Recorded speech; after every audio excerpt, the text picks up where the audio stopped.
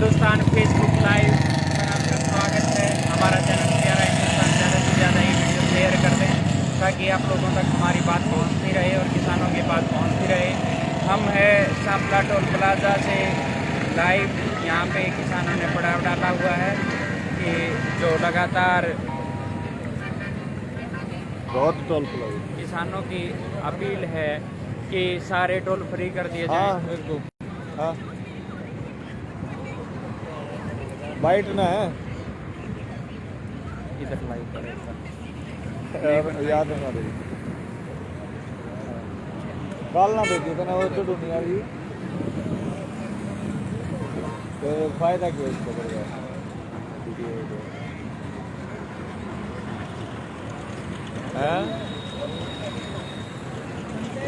कौन तो दुनिया को तका रहा था नैमे वाले रोड मदीना पे बंद कर दी।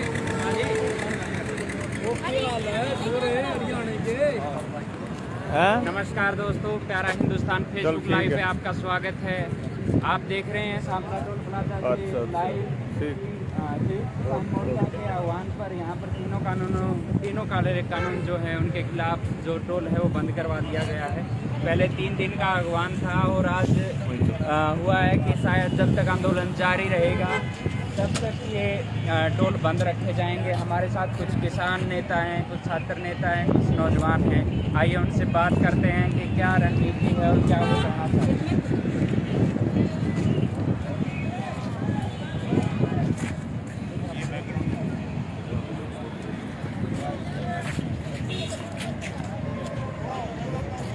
हमारे साथ कुछ नेता हैं, आइए उनसे बात करते हैं क्या उनकी मांगे हैं। आपका नाम है? मेरा नाम कैप्टन शमशेर सिंह मलिक है। मैं किसान सभा जिला रोहतक का उपाध्यक्ष हूँ। लगातार 26 नवंबर से ही आंदोलन चला हुआ है। सरकार के नरमी तो आगे क्या रणनीति है किसानों की, क्या वो? देखिए, असल में ये कारपोरेट की सरकार है, अडानी अंबानी की सरकार है। इनके हाथ में कुछ नहीं है, ये पूरी तरह से बिकी हुई है। और जो तीनों काले कानून लेके आई है वो किसान को बर्बाद करने के लिए, और सारा का सारा जो किसानी है इस देश की खाद्यान्न है जो अडानी अंबानी जैसे कारपोरेट के हवाले करने के लिए ये कानून लेके के आई है। और ये जो हमारा पीसफुल आंदोलन, शांतिपूर्ण आंदोलन पूरे देश के अंदर जारी है किसानों मजदूरों की मांगों को लेकर के। और जब तक हमारी ये मांग पूरी नहीं होगी, ये तीनों काले कानून वापस नहीं लिए जाएंगे।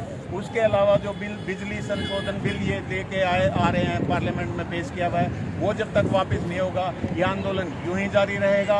अब ये 3 दिन से टोल फ्री करवाया हुआ है। रोड टोल ये नेशनल हाईवे 9 है, रोहतक से दिल्ली, पीछे फाजिलका, अबोहर और मतलब फतेहाबाद, सिरसा, हांसी, हिसार से लेकर के ये नेशनल हाईवे है।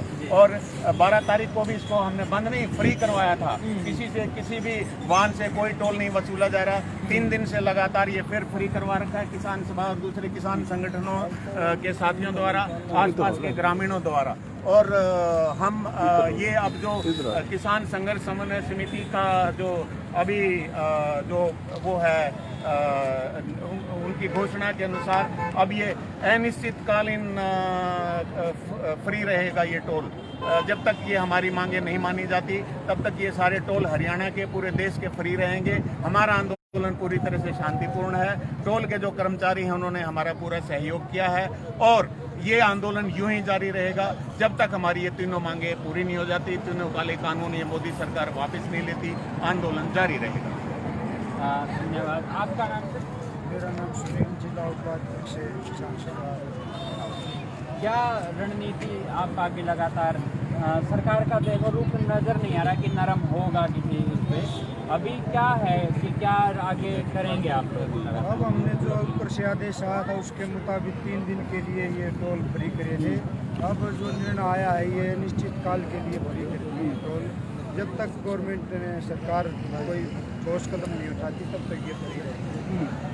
पहले कह रहे थे कि ये सिर्फ पंजाब का आंदोलन है और फिर हरियाणा और पंजाब का हो गया। अब लगातार हम कवरेज पे हैं तो काफ़ी राज्यों के किसान लगातार आ रहे हैं।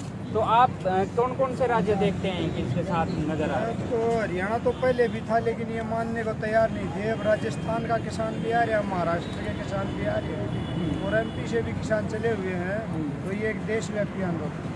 जी, आपका नाम?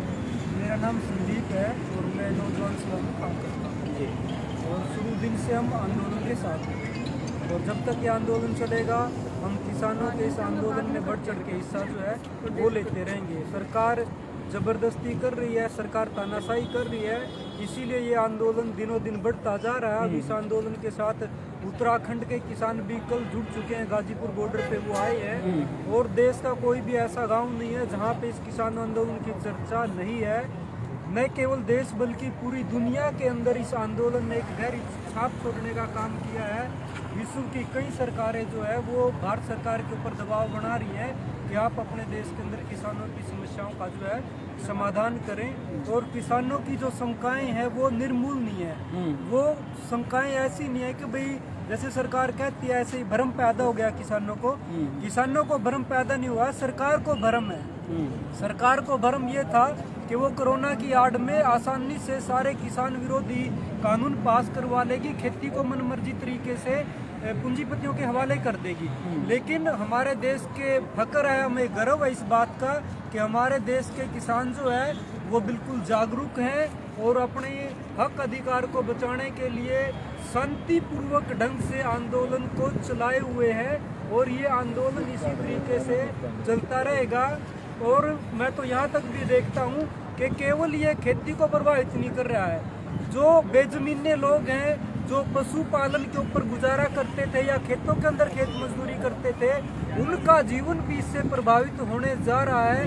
इसलिए धीरे धीरे उन लोगों के अंदर भी जागरूकता आ रही है और वो भी सरकार के खिलाफ इन काले कानूनों का विरोध करने के लिए तैयार हो रही है। कुछ महिला नेता भी हमारे साथ हैं, इनसे बात करेंगे।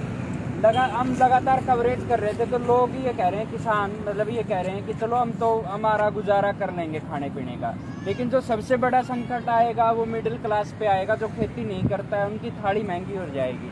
तो आप इसके बारे में क्या? मेरा नाम राजकुमारी है और मैं जनवादी महिला समिति में काम करती हूँ और महिलाओं के मुद्दों के साथ साथ किसान का है, गरीब का है, मजदूरों के है और चाहे उसमें मिडिल क्लास है या अपर मिडिल क्लास है।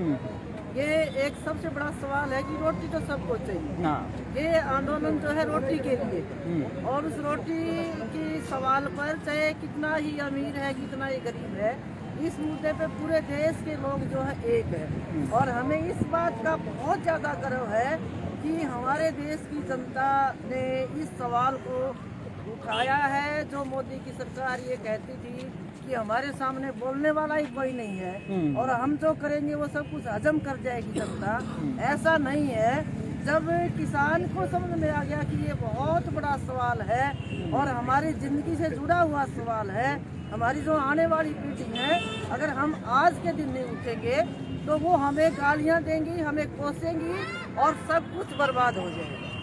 तो सबसे बड़ा जो संकट है वो खाद्य सुरक्षा का है आज के दिन। जो गरीब आदमी है, जिसकी जिंदगी जुड़ी हुई है किसान से, जिसकी जिंदगी जुड़ी हुई है खेती से, वो बिल्कुल बर्बाद हो जाएगा। और जो किसान खेती करता है उस किसान को बर्बाद करने के लिए कानून लाए गए और उस किसानी के अंदर बहुत ज़्यादा मात्रा में आप देखेंगे हरियाणा के अंदर क्या, यूपी के अंदर क्या, पूरे देश में महिलाएं जो है वो सबसे ज़्यादा काम खेती का करती हैं। तो हमें इस बात का भी गर्व आज के दिन कि हमारी जो महिला बहनें हैं वो अपने आप को एक किसान समझने लगी है और जो किसान नेता हैं उनके दिमाग में भी ये बात आई है कि ये महिलाएं जब तक साथ नहीं चलेंगी आंदोलन को मजबूती इतनी नहीं मिलेगी और इसको एक किसान के रूप में उभारना और देखना बहुत ज़रूरी है।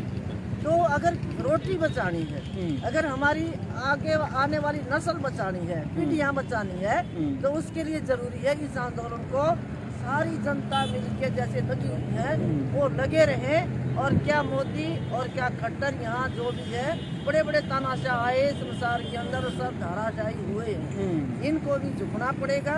और ये पक्का इरादा लेके आए हैं हमारे आज किसान भाई और साथ में मजदूर महिलाएं सब खड़े हैं। तो इसलिए हम ये कहना चाहते हैं इस देश की सरकार से कि समय है अभी भी जीत जाओ, नहीं तो तुम्हारा जो है यहाँ कोई नाम लेने वाला भी नहीं बचेगा।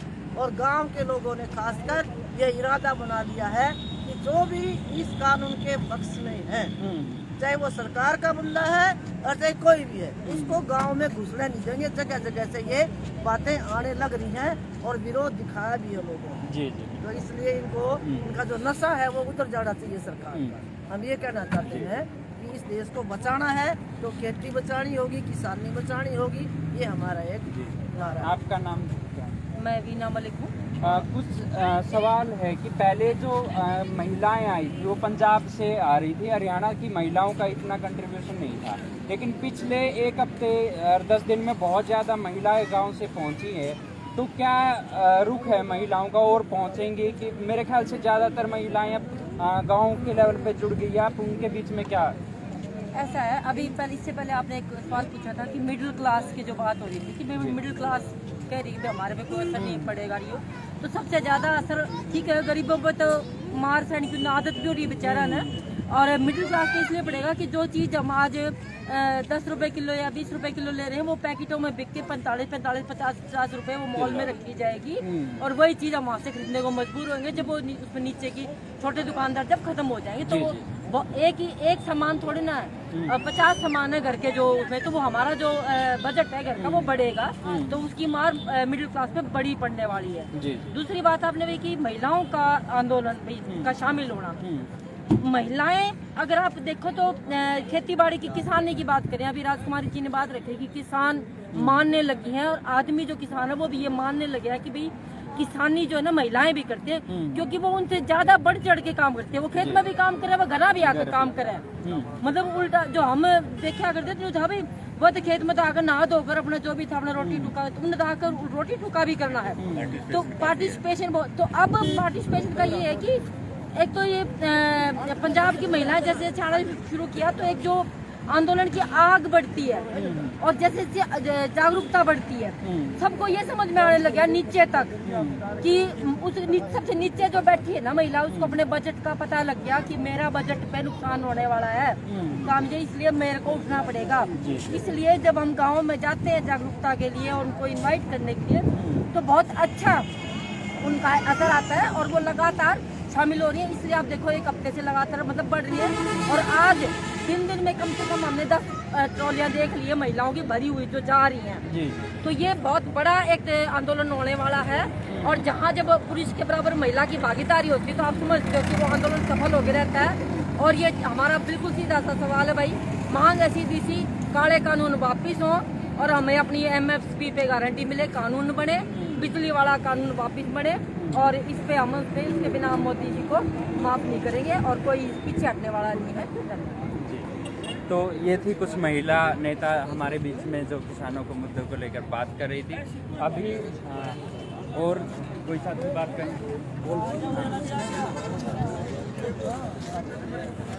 इधर हमारे साथ। नाम क्या आपका?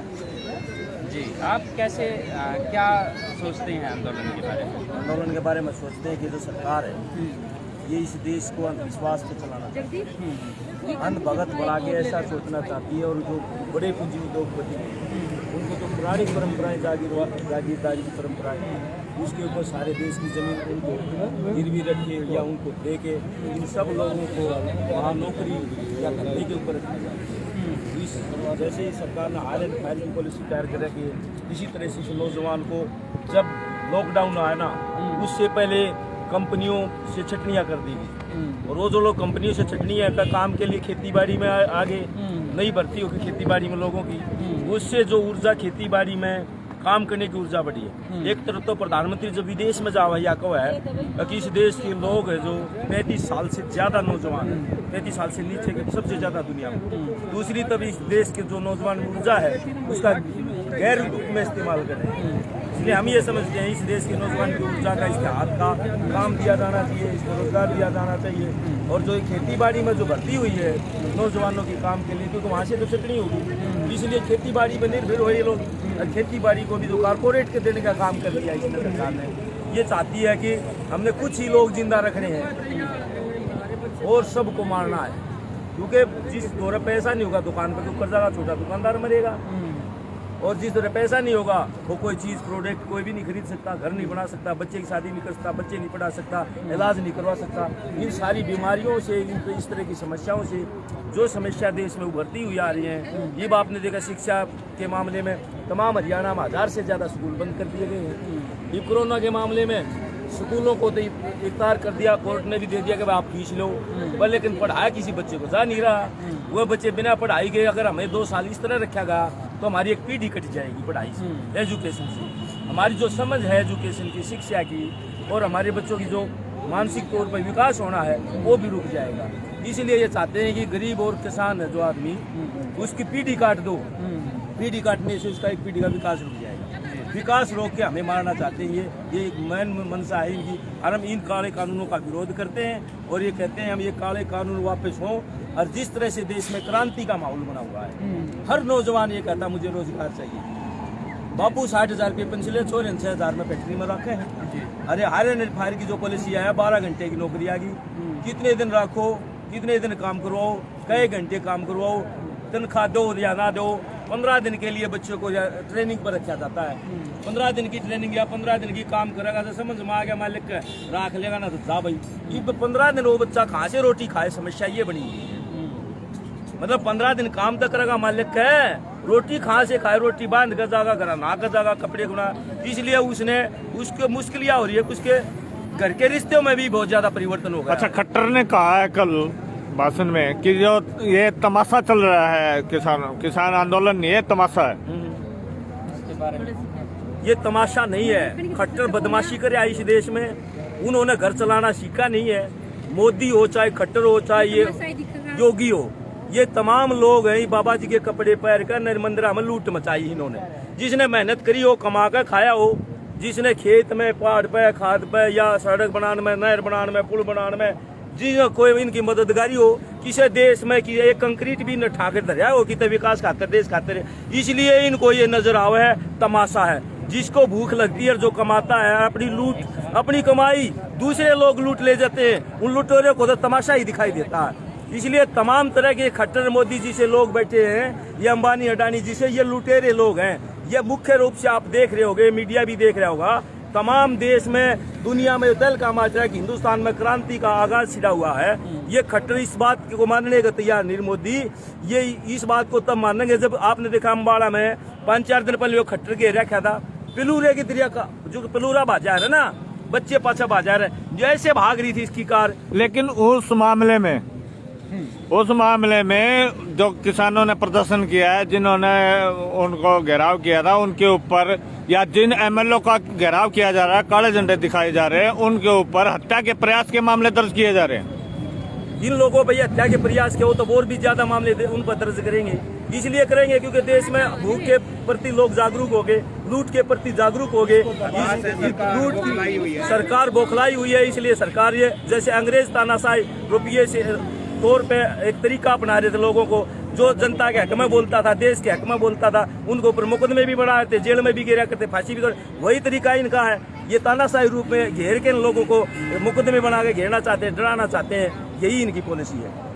सरकार ने एक और नया कानून लाया है कि भाई जिस घर में पशु बांधे जा रहे हैं उन पर उनको गिनती की जा रही है, जिनको गोबर उठाया जाएगा उनसे पैसे वसूले जाएंगे, और जिन्होंने अपना रजिस्ट्रेशन नहीं कराया उन पर 10,000 रुपये जुर्माना और वसूली की जाएगी। ये आज ही अखबार में हमने पढ़ा है कि पर पशु 100, जैसे कूड़ा उठाने वाली गाड़ी आती है ना, सही वो रिक्शा आती है, वो पैसे लेती है और कूड़ा उठाती है घरों से। ऐसा ही एक नया कानून कमिश्नर ने लागू कर दिया था और आज उसने वो वापस लिया है। तो वो कानून ये था कि भाई नहीं, गन्ना तो जारी है ना, हाँ, उसके ऊपर भी 10,000 रुपये जुर्माना भी लगेगा, कोई रजिस्ट्रेशन नहीं कराता। जारी है, पशुओं की गन्ना जारी है। और जो ये गोबर उठाने की पर पशु जो है ना 150 रुपये किसान से उसका लिया जाएगा शुल्क। तो बेचारे जिसका 3 डांगर होंगे उनका तो गया बता 450 रुपये। वो मतलब और फिर गोबर ने भी ये कहे गोबर भी था तब न कोनी पत्थर गोबर भी हम उठावांगे। 2 से फालतू पशु नहीं रख सकेंगे, 2 से फालतू पशु नहीं रखते हैं। गाँव में दूध बेचने पे भी रोक लगेगी। 5 किलो से दूध ज्यादा बेचने पे उसको सरकार को एक वो लेना पड़ेगा, कुछ परमिशन लेने की जरूरत पड़ेगी। तो ये फांसीवाद नहीं है क्या? फांसीवाद और फांसीवाद इससे ज्यादा और क्या फांसीवाद होगा। तभी तो लोग सड़कों पे आके उतरे हैं। जब फांसी खाने का होगा तो फांसी खा लेंगे। जब बता रहा है कि नाका ताई चढ़ा दिए है ना, तो जा ये करे या मरो की लड़ाई है, या तो इस आंदोलन आप आगे तक ले जाएंगे, तकदीर लिखेंगे भारत की, नए भारत की अपने हिसाब से। अगले आने वाले सारे आंदोलन सफल होंगे और इसमें आप थोड़ा गड़बड़ करके हार गए फिर ये इसका एक तरफ प्रधानमंत्री या उनके मंत्री विधायक वो ये कह रहे हैं कि भाई बातचीत करो, दूसरी तरफ उनके मंत्री वगैरह कह रहे हैं बढ़वा कहा जा रहा है, कोई किसी को आतंकवादी खालिस्तानी या नक्सलवादी कहा जा रहा है। उन्होंने अपने सारे तीर उनके तर्कस में जो तीर थे ना उन्हें सारे चला लिए। उन्हें बढ़वा कह लो, उन्हें पाकिस्तानी कह लो, उन्हें चीनीस्तानी कह लो, उन्हें बाहर से फंडिंग कर लो, कुछ भी कर लो, आतंकवादी को पता नहीं क्या क्या नाम दे रहे हैं, उनको दे लो, उन्हें सारे खंगाल लो। भाई आई भी रही इंटेलिजेंस आपके पास, दुनिया भर के फोर्सेज नहीं है आपके पास, कर लो और पकड़ो और अपना करो भाई अपना। और किस काम के लिए हो आप? और दूसरी बात भाई ये तो जन आंदोलन है, ये सिर्फ किसानों का नहीं है, नू भटकाए से भटेगा नहीं, एक एक जन का मतलब इसमें पार्टिसिपेशन है। किसी जगह पे जो आदमी या महिला या बच्चा जो बैठा है वो इस कानून के बारे में जानता है कि इस कानून को वापस कराने के लिए अपनी मतलब उसको कुछ भी कुर्बानी देनी पड़े वो देने को तैयार है।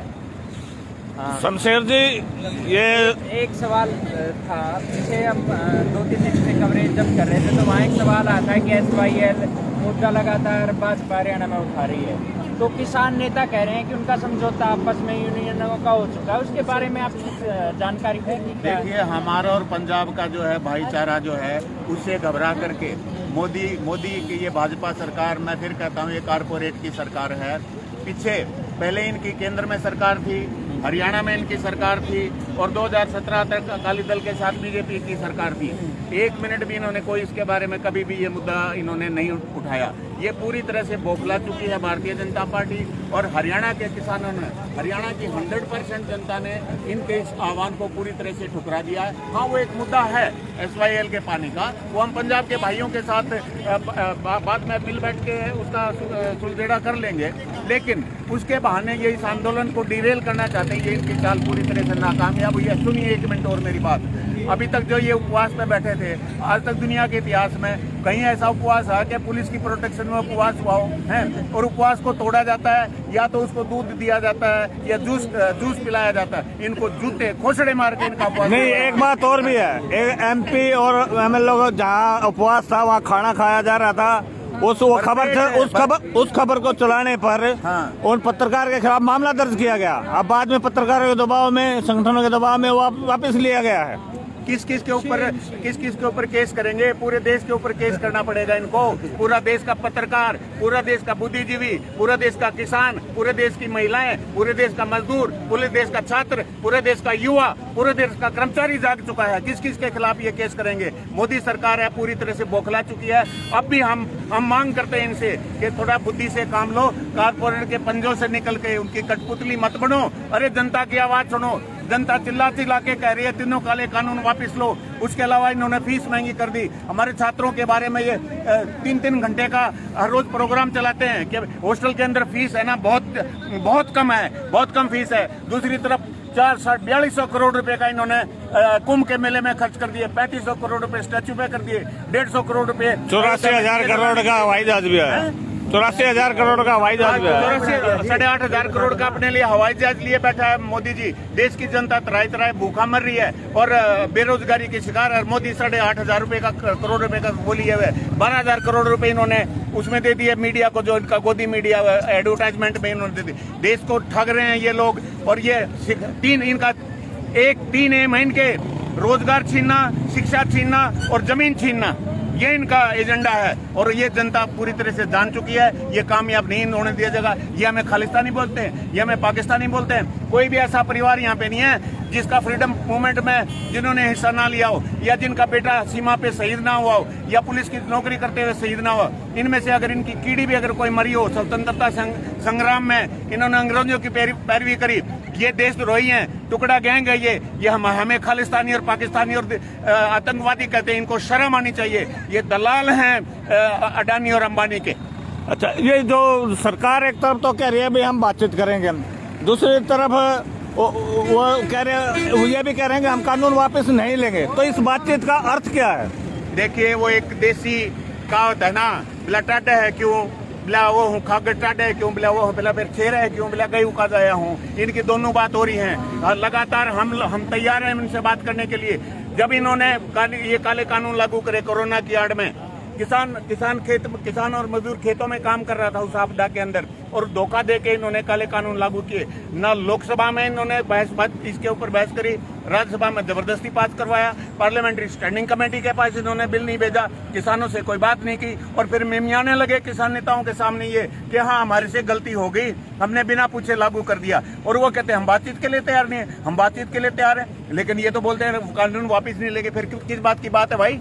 तीनों कानून वापस लेने पर बात करो, हम तैयार हैं। फिर भी इसके बावजूद भी हमारा जो नेतृत्व है किसानों का, मजदूरों का, सरकार का मेन 29 तारीख का टाइम दिया कि भाई आ जाओ फिर बात करें। सरकार का मेन उद्देश्य ये है कि आप, सरकार कहेगी भी बातचीत करो, कोर्ट का रास्ता खुलता उनका, वो कहेंगे किसान बात नहीं कर रहे हैं, तो वो सरकार उसमें रखना चाहती है, सरकार आंदोलन खत्म करने के लिए। इनके कहने से कुछ नहीं होता। सर्वोच्च न्यायालय का भी एक छोटा सा ऑर्डर इसमें आ चुका है कि किसानों का अधिकार है शांतिपूर्ण ढंग से प्रदर्शन करने का, इनसे बात कर लो। उन्होंने सरकार को कहा कि भाई बात कर लो, हम बात करने के लिए तैयार हैं। और जहाँ तक ये है कि ये बरगला लेंगे लंबा, 26 जनवरी दिल्ली में मनावांगे, उसके बाद बैसाखी दिल्ली में मनावांगे, और जरूरत पड़ेगी तो दिवाली भी दिल्ली में मनावांगे।